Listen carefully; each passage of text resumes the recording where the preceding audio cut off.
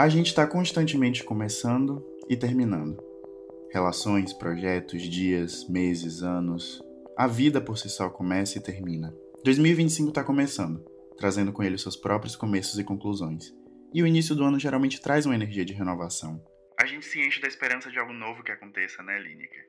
Fazemos promessas, começamos novos hábitos, ou pelo menos tentamos. Fazemos planos, desplanejamos os planos previamente planejados. Tiramos as roupas velhas do armário, compramos plantas novas, tiramos a poeira do chão de casa e aquele velho projeto do papel. Tudo se renova. Mas se a renovação vem carregada da expectativa de fazer tudo operar de forma fantástica, a realidade logo trata de botar a gente no nosso exíguo lugar. E é aí que tudo acontece. Tudo e nada. Ambos podem acontecer. Ou algo no meio disso. Não importa o que aconteça, a gente sempre começa de novo. Oi, gente!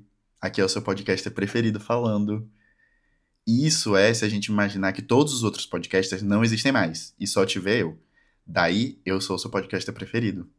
Bom, eu posso não ser seu podcaster preferido, mas eu sou o Pedro Arcelino e mais um ano começou. Como que foi a virada de vocês? Me conta aqui nos comentários do programa ou lá no meu Instagram, @PedraCelino. Minha virada de ano foi bem tranquila. Eu acho que esse foi um ano em que eu botei pouquíssima expectativa no Réveillon, na noite em si. Eu particularmente não sou um grande fã, eu sou muito mais a pessoa do Natal do que a pessoa do Ano Novo. Até os meus 18 anos eu quase sempre virava o ano ou na igreja ou em casa, e eu não gostava muito de nenhuma das opções. Então, quando eu finalmente tive a oportunidade de decidir o que é que eu faria com as minhas viradas, que foi dos 18 anos em seguida, eu tinha muita expectativa de fazer algo, fruto de uma idealização do que é que seria esse Ano Novo. E aí foi um Réveillon mais bagunçado do que o outro. Mas esse ano eu tava muito em paz com não fazer nada e sem grandes expectativas. E foi legal. Acho que é legal começar os primeiros minutos do ano sem essa pressão de ter que fabricar um momento. Estar sem planos ou sem essa expectativa de fazer dar certo, talvez seja o que dê certo. Se é que dá pra dar certo. E aí a gente começa mais um ano, família. 2025. Supostamente a essa altura do campeonato a gente já devia ter carros voadores, mas a gente ainda tá discutindo direitos básicos. Começar um ano sempre vem cheio de muita expectativa. Eu acho que num lugar coletivo, né? Não exclusivamente a nível pessoal. A gente começa o ano, pelo menos aqui no Hemisfério Sul, né? No verão, que já é uma época que tem essa energia de possibilidade, de calor, de dias mais longos e quase sempre ensolarados. E apesar do calor insuportável, eu acho que é uma época que já traz essa energia de novos ares, um frescor, talvez. De certa forma, eu acho que todo mundo idealiza algo pro ano que chega. Algumas pessoas de forma muito literal, tem gente que constrói mapa dos sonhos, anota, faz checklist de desejos e metas pro ano. E outras pessoas numa esfera mais inconsciente. Tem uma vaga ideia do que elas querem, ainda que elas não organizem isso de forma física, né? Então todo mundo quer alguma coisa. Uma viagem, trocar de emprego, uma promoção, juntar dinheiro para algum propósito maior, começar um namoro, um curso novo, de repente um projeto, ser mais saudável, comer melhor, ir para academia. Existem várias camadas de idealização dentro desses planos. Mas a idealização por si só é um terreno instável de se caminhar. A gente tem que ter certa atenção, porque o ideal não é verdadeiro. E a gente precisa estar ciente de que talvez a gente não possa transformar em verdade o ideal. Ele só existe na esfera inconsciente e recai na possibilidade. Eu não vou entrar muito a fundo na parte filosófica da coisa porque nem é minha área, mas a gente pensa sobre isso há bastante tempo. Muito tempo mesmo. Platão, por exemplo, ele defendia a existência de dois mundos, o mundo sensível e o mundo das ideias. E ele acreditava que esse mundo das ideias era um mundo de verdade, que é um mundo construído pelo conhecimento, de certa forma. E o mundo sensível, que é o mundo que a gente percebe através dos nossos sentidos, por isso o nome, só existia como uma parte do mundo das ideias. Tudo que existe no mundo sensível, para ele, é só uma sombra do mundo das ideias. E essa filosofia acabava corroborando com a idealização de que se podia alcançar um estado de bem, ou uma beleza, ou uma verdade absoluta. Existia esse estado a se alcançar. Já Nietzsche, ele ia de encontro com esse pensamento e confrontava essa filosofia idealista de Platão. Ele criticou, por exemplo, a subtração de valor e de sentido da realidade quando se constrói esse mundo ideal.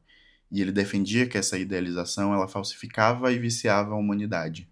Para Nietzsche, a fórmula para a grandeza do homem era o amor fati, ou amor ao destino, que seria não querer nada, nem do passado, nem do futuro, nem nunca. E não apenas suportar ou negar a realidade, mas amá-la. E bom, quem tá certo? Nenhum deles. Ou os dois. Não existe uma verdade. Até mesmo porque os dois já morreram. Então eles não têm como vir aqui defender suas opiniões. A minha opinião é que não dá pra colocar o mundo ideal acima do mundo sensível, como no idealismo. Mas eu seria muito cínico se eu negasse a idealização, no sentido dessa visão desconectada da realidade concreta. Ela existe. A gente está constantemente idealizando. Talvez o caminho seja encontrar um equilíbrio, porque buscar um ideal é o que faz com que a gente viva um dia depois do outro. Mas talvez a gente se frustre porque não somos honestos com as nossas próprias limitações na construção desse ideal. E uma vez frustrados, a gente vai fazendo o que dá com o que sobra para manutenção até que mais um ano acabe, e aí um outro começa. E a gente sempre começa de novo. Mas se a gente chega munido dessa ideia desonesta de tentar acertar, a gente vai falhar. E não que ser honesto seja garantia de sucesso, de forma alguma. Mas é possível falhar sem o peso da frustração. Falhar é a condição para viver, afinal. Então o que dá pra fazer? Eu acho que dá pra ser mais honesto com a gente mesmo. Buscar ideais, sim, mas não ideais pré-fabricados. Um exemplo bobo, mas prático. Se a sua rotina é muito corrida, talvez você não consiga ir pra academia 5 vezes na semana. Só 3, ou talvez 2. E aí, se você estabelece para si mesmo uma meta de 5 dias, você provavelmente vai falhar. Mas se você estabelecer 3, você ainda pode falhar. E tá tudo bem. Como eu disse, nada te garante sucesso. Mas, ser sincero, parece o caminho mais plausível para uma falha sem frustração. E é isso que possibilita a gente recomeçar. E a gente sempre começa de novo, não é mesmo? Ah, então eu não posso querer mais. Pode, claro que a gente pode querer mais. Mas, nesse caso, a gente precisa fazer com que o desejo de mais seja viável, possível, nos respeitando e respeitando os nossos limites. Ainda usando o exemplo da academia, se a gente quer malhar 5 dias na semana, talvez a gente precise acordar 1 hora mais cedo. Tornar o desejo viável. Caso contrário, é só uma idealização. E mais cedo ou mais tarde, a realidade vai exercer sua força sobre a gente. E, consequentemente, a gente vai viver num eterno estado de frustração. E essa me parece uma forma extremamente desonesta de começar o ano. Ou de conduzir a vida ao longo deles. Bom, eu espero que esse seja um ano incrível pra gente, que a gente se entenda e se desentenda ao longo dele, mas que a gente continue aqui. Continue aqui no podcast, sim. Eu tô tentando reter a audiência. Sacanagem. E aí, quando o ano acabar, não que eu já esteja pensando nisso, a gente ainda vai estar aqui. E vamos começar de novo. A gente sempre começa de novo.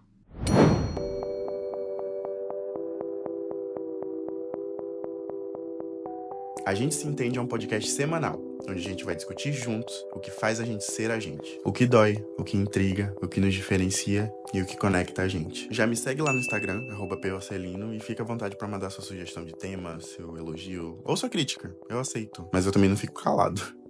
A gente se ouve na semana que vem. Muito obrigado. Tchau!